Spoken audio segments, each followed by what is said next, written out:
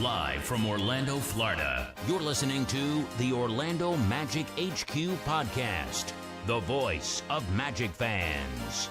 Join us every week for a unique fan perspective on all of the latest Magic news and updates. The show starts now. What's up, Magic fans? Welcome back to another episode of the Orlando Magic HQ podcast, brought to you by the Believe Podcast Network.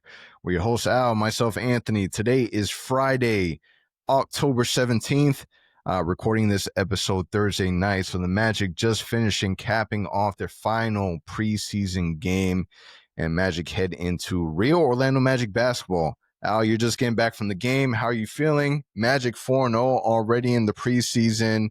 And the Magic look legit. They do, man. They do, especially in the offensive end. You couldn't ask for much more. I was looking at the stats right now here before we started recording.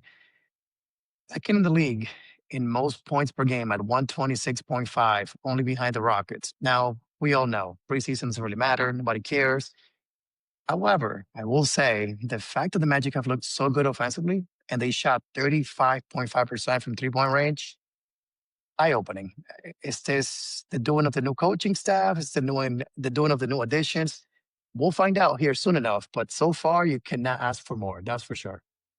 Yeah, definitely good signs. And we're going to touch more on that in just a moment. As in today's episode, we're going to talk about our final thoughts for preseason and then kind of discuss, some of the predictions that we have, predictions that the national media are giving for the Magic. But before we jump into the episode, remember to follow us on our social media accounts at Orlando Magic HQ on Instagram and at Magic HQ on Next, so you can stay up to date with all the latest Orlando Magic news, rumors, and updates. Also, we'd really appreciate it if you like this video and subscribe to our YouTube channel. If you're watching on YouTube, don't forget to leave us a 5-star review on your favorite podcast listening platform.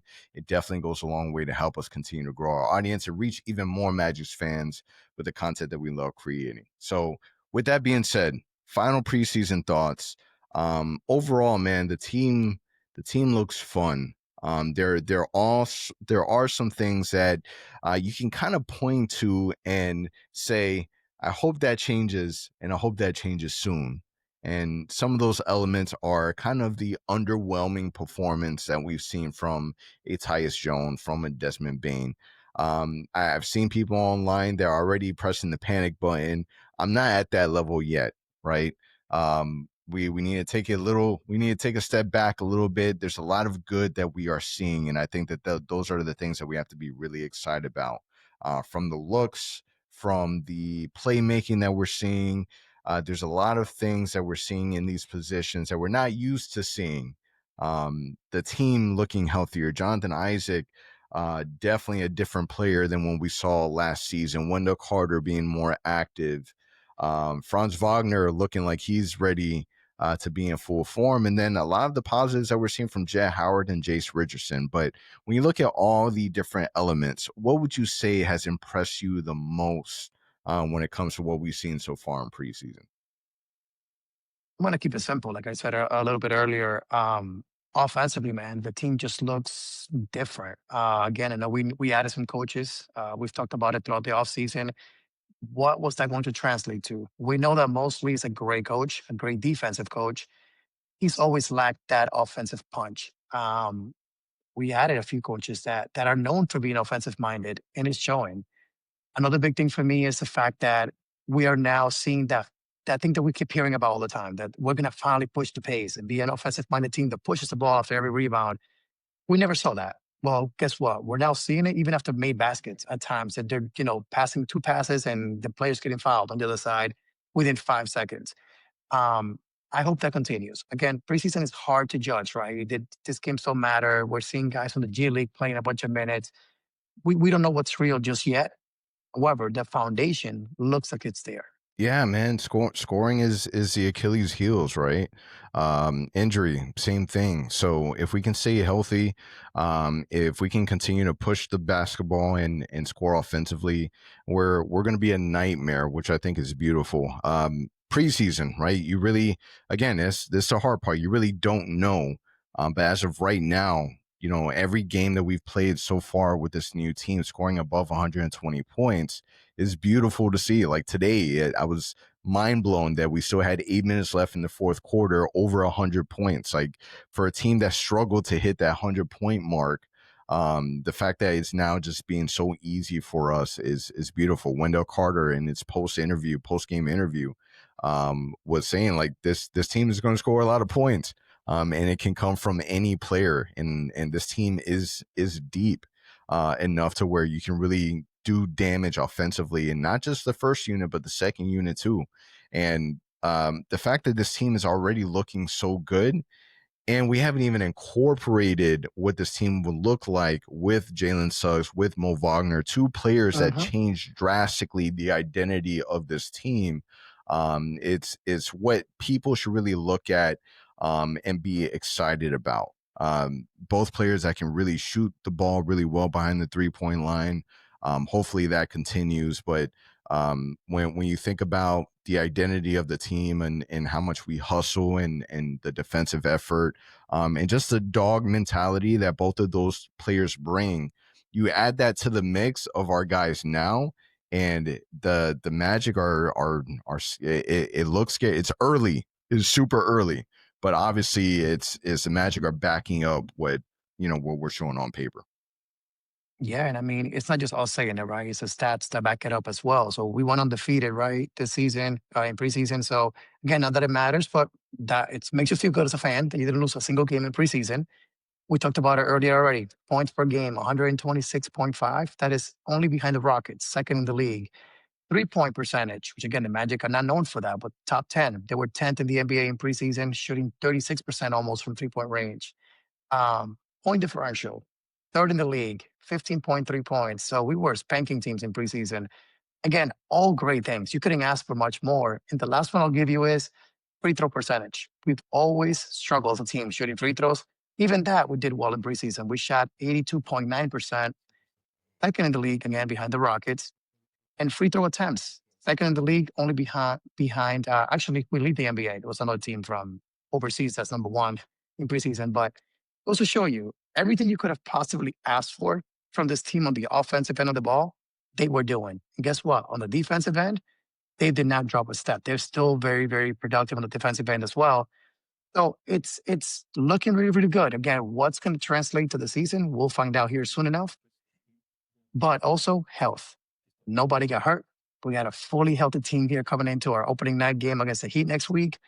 Is Jalen Suggs going to be ready? We'll find out. But a lot to be excited for. G.I. looking solid. Wendell looking solid. J. Howard giving us some solid minutes off the bench. Again, if all these pieces kind of come together and the team can stay healthy, all these predictions we keep hearing about the team, potentially making a big run this year, you could finally see that being something that can potentially happen this season. Yeah, and then just from a prediction standpoint, when it comes to the Magic record, it seems like the Magic number, no pun intended, is 51.5. And it's not just me that says it. Sports Illustrated said it. It's for my WWE fans. They'll understand the reference. But if 51.5, right, is the number that we keep hearing. The big debate is the Magic an over or under 51.5? 51.5 is a huge number. This would put us, close to second, third in the East, right? And from an Eastern Conference that we're expecting for there to be that room of improvement because of how weak the East is, but also of how good this team is. When we hear about NBA championship teams, they can't just be a good team. Everything has to go right. They have to be a little lucky. They have to be hitting on all cylinders. It seems like this is starting to become a good recipe for the Magic to be able to push forward. But prediction wise, 51.5. ESPN has the Magic projecting to win 49.9 games. FanDuel has the Magic over 51.5. I heard a podcast or a clip of a podcast from Zach Lowe and Bill Simmons, who were also talking about the Magic. Do they see the Magic being 51 and a half games over? And even from their perspective, they're smashing that button. They believe that the Magic are a 51.5 over team. Just everything looks good on paper. Defensively, we know that we're legitimately. We've made changes. We add big time players in free agent in the offseason in Tyus Jones and Desmond Bain. You're expecting for Franz and Paulo to both take a leap. And then you're expecting for certain players to be healthy. And then you add some really solid rookies.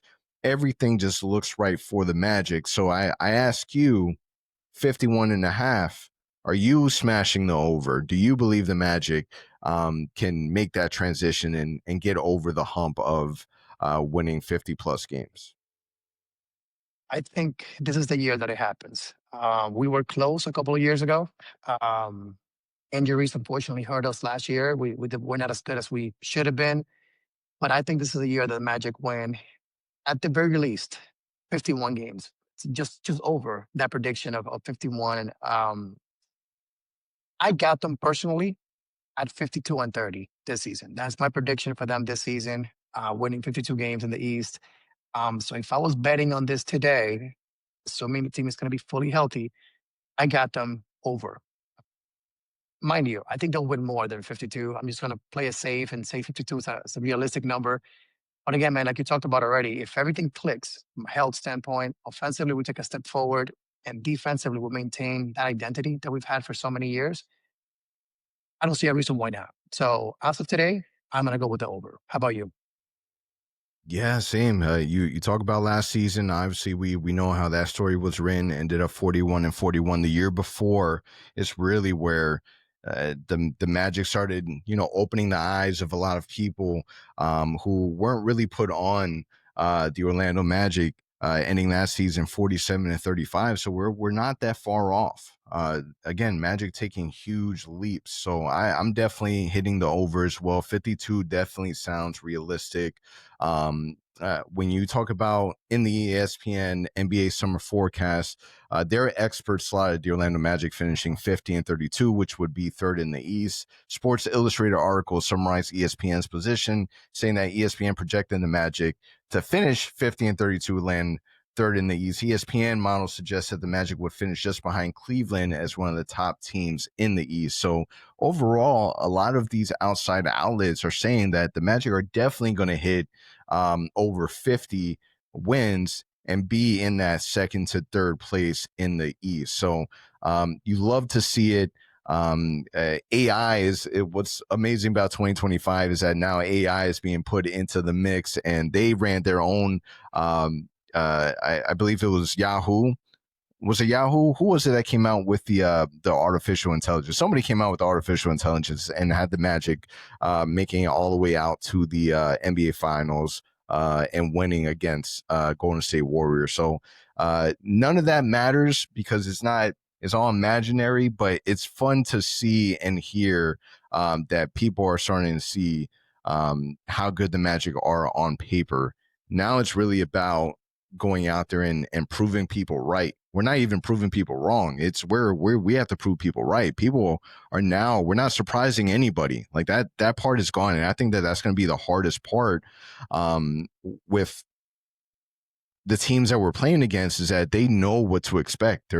They know that Paul is going to be a problem. They know that Franz is going to be a problem. They know that Desmond and Tyus Jones could be a problem because now they're opening up the floor and they can't just pack the middle. They're going to have to be able to choose and pick their poison. So there's a lot of elements that you can look at and say that, the Magic can really push this envelope a little forward.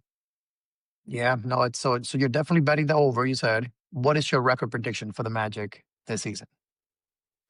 Yeah, I would put it at 50. I'll put it I'm going to agree with ESPN. I'm going to agree with the 51.5. So I'll put the 52. I'll sit in that chair with you. So 52 and 30 for the Magic this season. I think that's realistic. Like I said, I think that if the only thing for me is health, right? If health is something that we can count on this season, which again, hopefully we don't see a repeat of last year. But if that is on our side, man, I don't see a reason why the Magic cannot win 50 games. They were close 2 years ago when they somewhat were healthy. When we lost to Cleveland in 7 games, we were right there.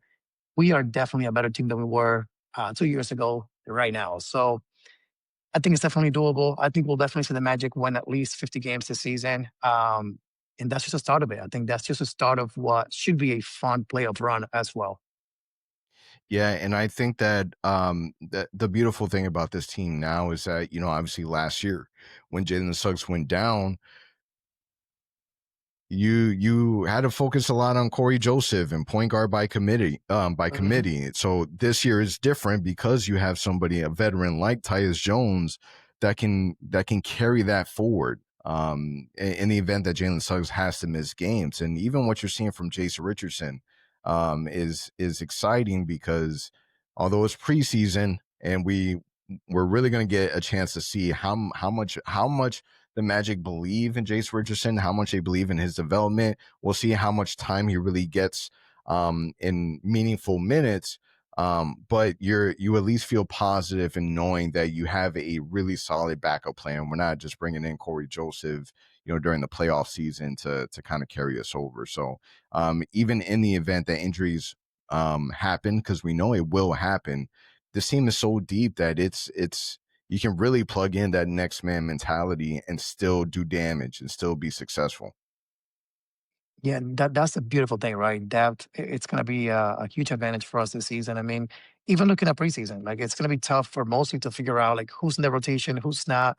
We saw some weird things today with Ji playing with Paolo and Wendell at the same time. Then we saw in the second half where we didn't see Goga at all, but then we saw Jace Richardson get some minutes. I think they're experimenting. The times that they want to go small, maybe off the bench with teams that maybe go smaller off the bench. And then you have the lineup with all the big guys out there. So they're experimenting some things, but I don't want to be mostly, man. He has some great talent in his roster that goes for 14 deep right now, 15 deep. Um, but that's a good thing to have, a good problem to have when you know that this team at some point will face injuries. You know you can depend on those guys to come in and help out. And don't forget, I also like our two-way guys a lot too. I think that those guys will eventually, at some point when needed, give us some solid minutes. They have a ton of NBA experience. So I think again, 1 through 16 right now, this team is really solid. Yeah, and in order for this team to be successful, we know that our key guys, they need to be able to take a leap forward. So I want to hear from you over and under in terms of some statistical positions for some of our players. So Paulo Banchero, who last season averaged 25.9 points per game, over or under for this season, Paulo Banchero averaging 27 points per game. I'm gonna go with the over easily on that one. I think that with more floor spacing out there this season, it's gonna be easy for him some nights to score 35 and 40 points. I wouldn't say on a regular basis, but it's gonna happen pretty often. We saw in preseason a couple of times we had Bane out there and Tyus Jones where like he was going to the basket and you could tell he's looking for the second defender. And guess what? They were not coming because they had to stay with Bane and with Tyus Jones on the perimeter. So I think that we should see him definitely average over 27 points this season. It might not be by much, but I'm confident he'll average somewhere between 27 and a half, 28 points this season. How about you? I'm hitting the over too. I know last season in the off season, Mike Miller touched on this subject, where the goal for Paulo was to be in the 30 points per game range, and he's not far off. You're expecting for uh, adding the 3-point shooting that we're adding to make it easier for Franz and Paulo to be able to operate. And we saw it today. And it was cool being able to see the broadcast being able to highlight it. But these players, they have to make a decision. And we're already seeing that they're making the wrong decision. They're hesitating to go out to the 3-point line, or they're hesitating to stay down at the paint, and we're making them pay for it. And I think that that's just going to allow the spacing is going to allow for Paulo to be able to operate more offensively, and it's going to be a problem. So I can see easily Paulo hitting that 27 point per game. So I'm going to hit the over on that one. Franz 23. Are we seeing Franz hitting over the 23 points per game? I'm gonna go below that number. I'm gonna take the under on this one, not by much. I think we might see him average 21 and a half, maybe 22. And the main reason why is I think that you have more weapons, right? You have Bane, you have Suggs, you have guys that will need to score. They will score the ball. Um, Last year, you had to rely on Paulo and Franz every single night to carry the load. This season, Bain might score 30 one night. He might score 28 one night. Now Franz takes a backseat that night. So because of that, I think we'll see him somewhere in the 20 to 22 point range. So I'm gonna take the under on that one. Yeah, Franz averaging 24.2 points per game last season.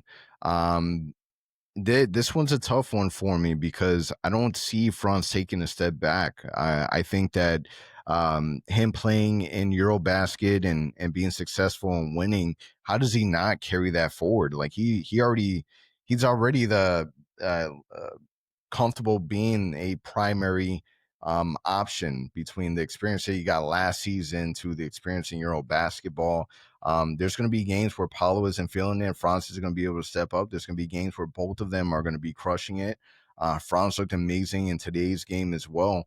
I'm going to go the over. I see him playing better than what he played last season. So can he get to the 25 points per game? And in order for us to be serious and prove that we're the team that we are, yeah, Paulo and Franz are both going to have to show up offensively. So I'm hitting the over. I think that Franz can easily get that done. Desmond Bain, this is the one that I think is probably the most interesting. So over under Bain, 18 points per game. Oof, this was tough. He averaged what, 19 last season with Memphis. It's a tough one. You know what? I'm gonna go with the over of this one. I think that he ends up somewhere near 19 points per game this season. Again, in my opinion, Franz takes a bit of a dip, but then Bain gets those extra points. So I'm gonna take the over by a little bit, not by much. So, but if I had to bet on it today, I'll take the over. What about you? I'm putting the under.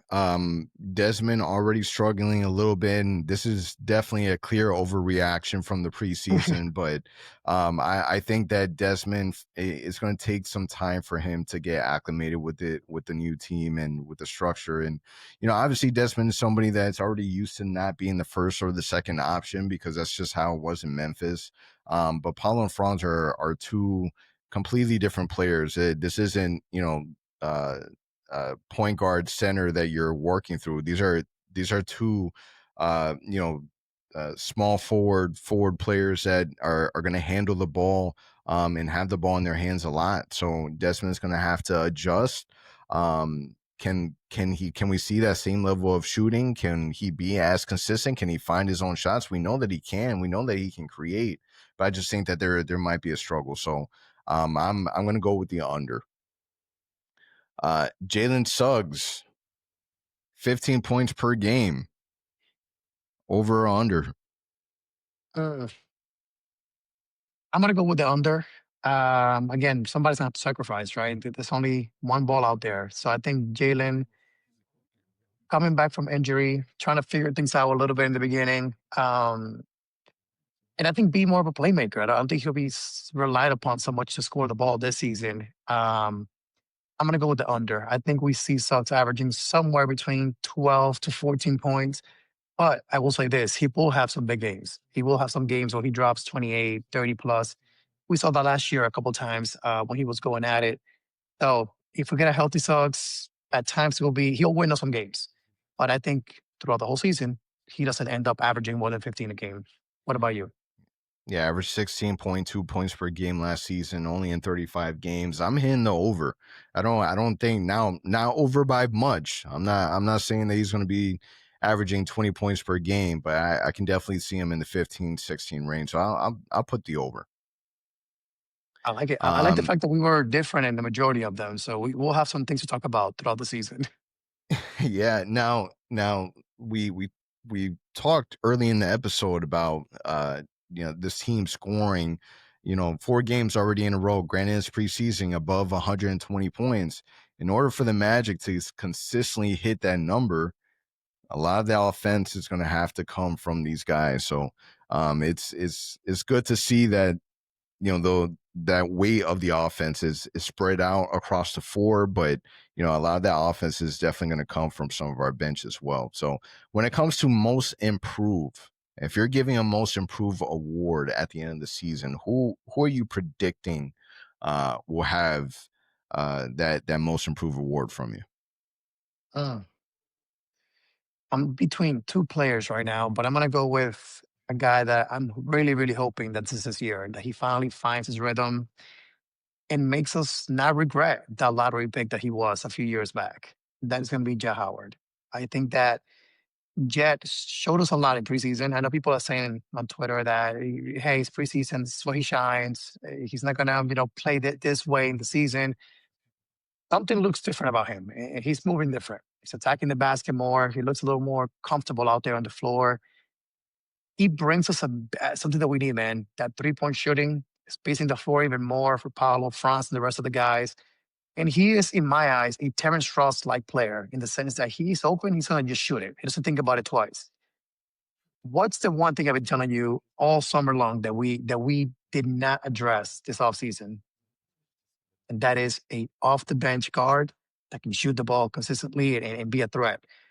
That's Jay Howard if he can figure out his game. So I think this is his year. Early on, he might not be trusted too much, but if he continues to prove himself, do it well, I think we'll look back and say, man, that kid developed and grew this past season and helped us win some games. So I'm going to go with Jay Howard. My second option was going to be J.I., but I decided to go with Jet. How about you? uh, the person that I think will be most improved is, and you'll like my choice. It's going to be Wendell Carter. This is somebody that hasn't had a healthy offseason in a long time, barely averaged 9 points a game last season, 7 rebounds. In preseason, he looked healthy, he looked aggressive, and he looked really good. So Wendell would be my pick. If he can find a way to hit that 3-point shot consistently and just be a big body on the floor. We talk about our weak points in terms of position, and that center position is something that we've looked at for a while. Wendell Carter is somebody that has gotten a lot of heat, especially last season where people wanted to replace him with Goga, wanted in the offseason to find a upgrade in that position. I think that Wendell is in a good position to be able to prove a lot of people wrong. And if he can find a way to be consistent, we're not expecting him to go out there and drop 25 and 15, but if he can go out there and just be consistent, 12, 13 points, be a threat behind the 3-point line, grab rebounds, play and show that he can play bigger than what his size is, and use his strength, man, you're talking about a really strong starting lineup. And Wendell, I believe, is somebody that can do that for us. So in order for everything to go right for this team, Wendell is a big part of that. So Wendell Carter would be my pick. I like it, man. I mean, he kind of like Jay. He looked different out there. I mean, Wendell looked really, really comfortable out there. Probably the best I've seen him since what, 2013, 2022. Like he looked like the Wendell that we signed to an extension, back then. Like, so I think he'll figure it out this season. The two things I ask of him is, defensively, be a great defender, which he's always been, rebounding the ball. That's what we need him to do really, really well on a nightly basis. Just go out there, box out, grab rebounds, and then Bane will find you. Tyus, Jalen, they will find you out there cutting to the basket for easy alley oops. So all he has to do is be around the basket, finish a couple of layups inside the night, get fouled here and there. He should average 10, 12 points easily. But can you rebound 10 a night as well? Because again, that's going to be the big key as a big man for the Magic. To someone that can grab rebounds and again protect the rim for the Magic, because that's the one area to me, the one position for the Magic that I'm like, I'm not sold 100% yet on the center position. I like everything else. But if Wendell can step up and secure and say, hey, this is my position and lock it in, hey, we have him on the contract for what, 3, 4 more years? He's not going anywhere. So if we can get him to be the Wendell that we all know, that's going to be huge for the Magic. Yeah.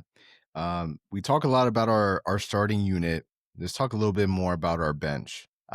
We've seen a transition and growth from Tristan da Silva, who looks like a completely different player than last season.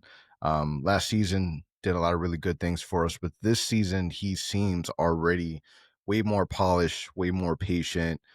He is somebody that we know when he came in as a rookie, 4-year rookie. So he was a rookie, but he was the old rookie vet, right? when we take a look at what we've seen from Jay Howard, another player that we've seen that has definitely took some step forwards and looks more and looks like he's ready to contribute more. But when you're looking at the two players, who do you feel or who do you see having the larger role off the bench? Is it Jay Howard? Is it Tristan Da Silva? I think today is, in my opinion, it'll be Tristan. If I were to just go based on what I've seen so far, not only in preseason but last year as well. Tristan to me is just a solid guy, man. He plays defense, doesn't make mistakes, shoots it well. That's that the way he moves about him, it's kind of like France, right? Coming to the basket, the little Euro steps. It's just Franz Wagner, we called him last year, right? That still applies this season.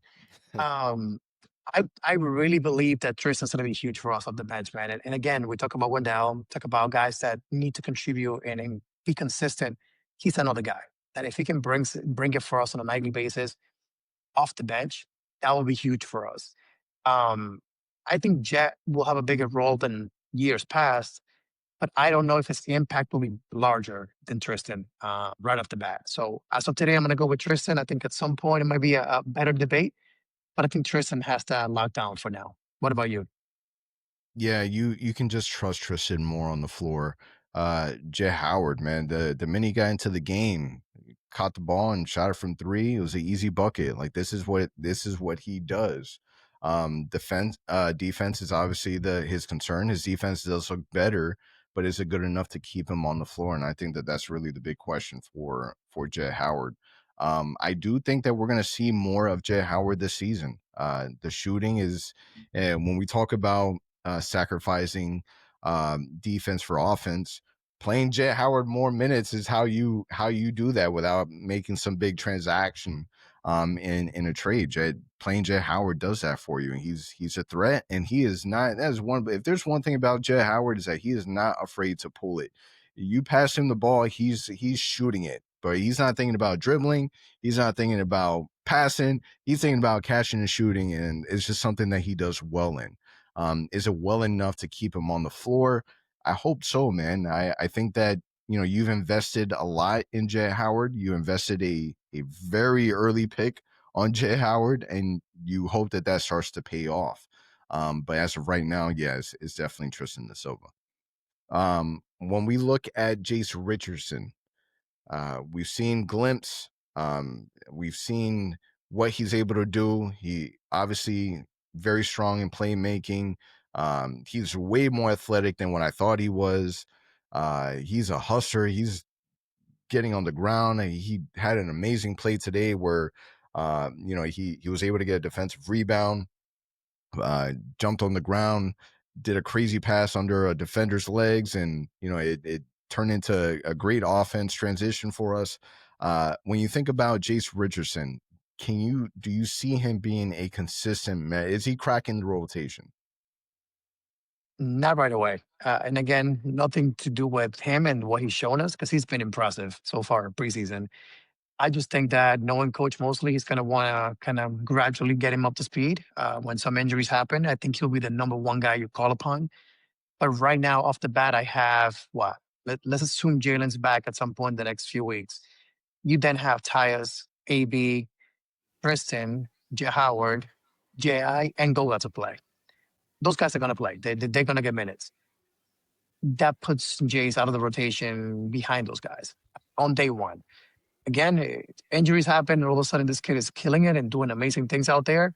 Hey, that injured guy may come back and not get minutes back because Jace just told you minutes. But I think on day one, month one, I don't expect him to be a contributor. But it is impressive, like you said, the way that he shot the ball, the way that he's looked out there, not making many mistakes. I might say again, just different than Cole in that sense, because Cole, my issue with him always was the game never slowed down for him. It felt like the game was always too fast for Cole. Like he just made some silly mistakes and kind of at times his head was not on the court. He wasn't paying attention to what was going on the court. Jace, at least what we've seen so far, very composed. Kind of like Tristan in that sense. Doesn't make mistakes, always has on the composure, knows what he wants to do out there. So hopefully at some point soon we'll see him out there. But I think that year one as a rookie on a good team, I don't think he'll be a guy that you can depend on too much. All I know is if they decide at any point that they are going to send Jace Richardson to the Osceola Magic for any time, I will be there front and center watching this guy just go crazy Yep. in the G League because the little bit that we've seen, it surprised me. Even hearing some of the outside media talking about how Jace Richardson has already shown to be one of the most promising rookies um, that has been shown in preseason, and you see it. Even the times where he makes mistakes, he's making up for that mistakes instantly. Like it is quick. We've seen how the opposing teams are taking advantage of the size. So we've seen some of the defense where it's kind of hurt us a bit, but offensively, he's a hooper, man. IQ is there. He does all the right reads. His passing is insane. I think that there's going to be a point in time where we're going to see him in the season, and it's just going to be hard to get him off the floor, to come up with reasons why he shouldn't be helping this team, because he's surprised a lot of people. It's just preseason, but I'm excited to see what he does. Will he crack the rotation? I think that the Magic are going to they're going to treat his development the right way. They're not going to rush. They're going to slowly integrate him. And I do see that, there'll be some level of role for him. It might be all the way at the end of the roster, but there will definitely be some level of role. And I'm hoping that he surprises everyone to a point where people are either going to have to step up their performance, because Jace Richardson he's not holding back and he's not waiting on nobody, which is something that you love to see. All right, so the biggest this is the biggest thing. We're gonna end this show with the question of the night, which is what has to happen for the Magic to make the Eastern Conference Finals. We're at a point where we know that getting to the ECF is realistic, but what has to happen? What do you think is that defining moment for the Magic? What would need to be controlled? What would need to happen for this team to be able to make it there? I think I'll break it into three things. I think number one, health. That's the number one thing for the Magic. You got to be healthy. Number two, Paulo and France got to be Paulo and France, and a step above that to what they were last year. They were incredible last year. They got to step it up a little bit more this season. Two, guys that are going to try to be all stars this year, potentially make the All NBA team. They got to play up to that standard. And number three, which is the biggest thing for the Magic, is offensively, you got to step forward. And the biggest part for me is going to be Desmond Bain. He's got to come in and be that third guy that we've needed for the longest time to provide us that offensive punch, not only from the 3 point line, but also attacking the rim, playmaking. We've needed a two guard improvement in this roster for many, many years. We finally got it. We need him to be out there producing at that high level. So really, it's those three guys, Paulo, Franz, and Bain, that have to really perform on a nightly basis. And of course, you need Jalen to be what he is defensively. You need Wendell to chip in and be a good defender. But if we can do those three things, again, health, Paulo and Franz taking a step forward, and Bain helping us take that next step offensively, I think this team has a really, really high likelihood to make it all the way to the end, man, in the Eastern Conference. Can they win it? Year one of this core being together? Not sure. We'll see how things play out throughout the season. But the potential is there. And again, if I was a betting man with the way the East is looking, this is the year you got to go all in. This is the year you have to really keep in mind that next year, Boston will be back reloaded once again. The Pacers will be back as well. This is the time to make that push and really make it to that level. So those are three things that I'll be looking at the most.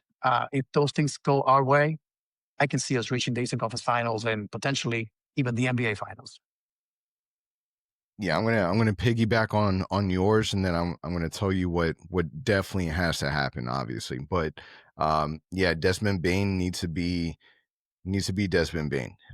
This can't be a KCP scenario where we bring him on board and he's just not what we thought, not what we expected. We need Memphis Grizzlies Desmond Bane, and we even need an evolved version of Desmond Bane. So what that looks like is definitely going to have to come from a shooting perspective, not just from him, from Tyus Jones. Like, this team needs to go from a 31% 3-point shooting team to hopefully at least a 30, at minimum 35%. Can we get to the 36, 37%? That would be huge. That would be amazing. That would be scary for a lot of teams, right? But I think that for this team, from a confidence standpoint, they just need to make it out of the first round. They can get out of the first round successfully, home court advantage. I think that would do a lot for this team in terms of belief and being able to push the envelope forward. So obviously a lot of things have to go right. You've hit a lot of those points, but I think getting out of the first round, obviously you got to get out of the first round to get to ECF. But I think from a confidence standpoint, to kind of stand there and put the poll or put the flag on the ground stating that, we're a legitimate team, being able to get out of the first round, no play-in tournament, first round win, dominant win, home court advantage. It has to be in that fashion. Has to be 1000%. I think, again, the good thing is that we don't have to wait very long, right? We got opening night here next week. And again, I didn't want to add to this like a prediction as far as like what seed and, how far we'll go. Again, so many things can change. So we'll have the chance to discuss those things as we get closer to the playoffs. But again, man, heading into the season as a Magic fan, you got to be excited. I don't know about you, but anybody listening to this podcast, the last time the Magic had this anticipation, this much excitement, this much expectations as a team, I got to go back to 2010. So it's been 15 years. So we haven't had a team that is this solid, that ESPN, Yahoo, all these experts are saying they're going to be good this year. It's been 15 years, man. So savor every moment of this. Enjoy it. It's going to be a fun season. It is the Magic, though. It'll be a roller coaster. So we'll have some crazy times and some injuries to deal with. But again, don't get too high, don't get too low. It's a long journey here until April, potentially May for us this year. But all I can say, man, it's going to be fun. If you've been to the Kia Center already, a lot of great enhancements. The new Jumbotron is amazing. The new PA guy, we'll find out who it is next week. But everything is new, man. New jerseys, new logos. It's such a great time to be a Magic fan, man. But it's going to be a fun season. I can't wait to do this. It's a long journey coming up for us. But it should be a blast. I think this team has really great potential. Hopefully, we'll see them play up to that level that we all think they can play this season. Yep, and that's it, man. Preseason is officially over. Everything counts. Everything matters now. And I mean this more than ever. Every single game matters. Can't take a day off because we already know what that looks like when we don't. So season and home opener Wednesday, October 22nd, 7 p.m. against the Miami Heat. On that note, it is a wrap. Appreciate everyone for listening. We'll catch you guys on the next one. For all the latest Magic news and updates, visit OrlandoMagicHQ.com and follow us on Instagram at Orlando Magic HQ and on Twitter at OMagicHQ. Also, remember to subscribe to our YouTube channel and subscribe and leave a 5-star review on your favorite listening platform.